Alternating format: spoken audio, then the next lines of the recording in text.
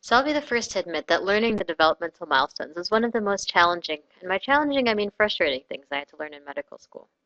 This video is for those of you who are like me. No children of my own, didn't grow up with younger cousins, and was too young to really remember when my little sister passed these milestones. If she ever did. Just kidding. The milestone tables out there are numerous, and just by looking at them, there appears to be no reason as to why milestones happen when they do. My job here is not to read you those tables, but rather it's to help you come up with an approach for memorizing these milestones. I'll also try to point out, in my opinion, what is the bare minimum of what you need to know to pass an exam and stay afloat on your pediatrics clerkships. Again, for the purists out there who believe in and can memorize long tables of information, this video is not for you. For the rest of you, let's begin. The best way to think about the milestones is first to eliminate all the extraneous time periods that you find in books and tables. This means pay attention to the major age groups only. 1 month, 6 months, 9 months, 12 months, and 24 months or 2 years. We can also throw in 3 and 4 years to be fancy. Now let's start from the 1 month to the 1 year time span. After 1 year, the goal is to have a toddler who can walk by him or herself, gross motor skills, use a 2-finger pincer grasp to pick up objects, fine motor skills, say mama dada, language, and imitate a parent, social cognitive. If you choose to remember one set of things, I would remember just these 4 things. On the flip side to the 1-year-old is the 1 month toddler who can barely do any of this. Imagine, a 1-month-old can only lift their head when prone, track things with their eyes, coo, and recognize their parents. One caveat, which I hope will not throw you off too much, is that while walking is strictly a 1-year thing, the 1-year-old who can't walk is not necessarily delayed. What you will be given on a test, however, is the 1-year-old who can only sit up, i.e. who hasn't even passed the 9-month milestone that you would call delayed. Now if you understand this, it's easy to remember the stuff in between, or at least it's easier to guess. 6 months is the halfway point between 1 month and 1 year. It's also the halfway point between lying down and standing unassisted, which you might guess is sitting.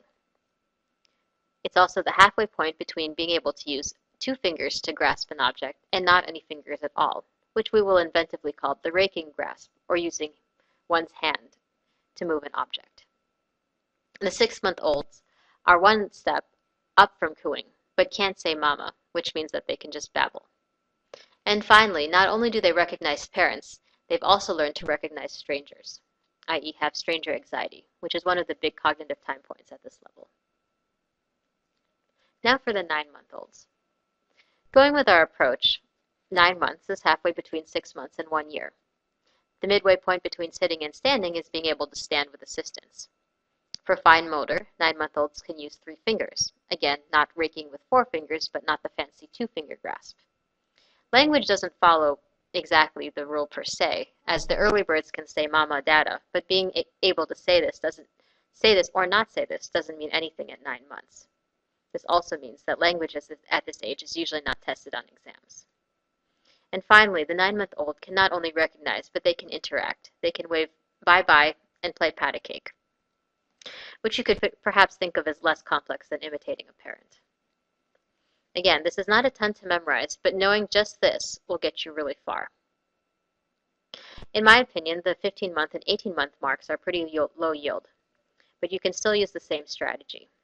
If you remember the 1-year and 2-year marks, then you can figure out everything that should fall in between. Exams usually don't test these months, and on your rotations, you can ask the parents what new motor, language, social skills the child has developed since 1 year, and using the 1-year milestones you memorized to help prompt them. Then you can go to your attending and tell them whether they are or are not meeting the milestones, with just the 1-year and 2-year information. The next big category is the 2, 3, and 4 years. These tend to be easier because the numbers correlate well. 2 years is the year of 2s. 2-year-olds can walk between 2 steps, i.e. climb steps, say 2-word phrases, and follow 2-step commands.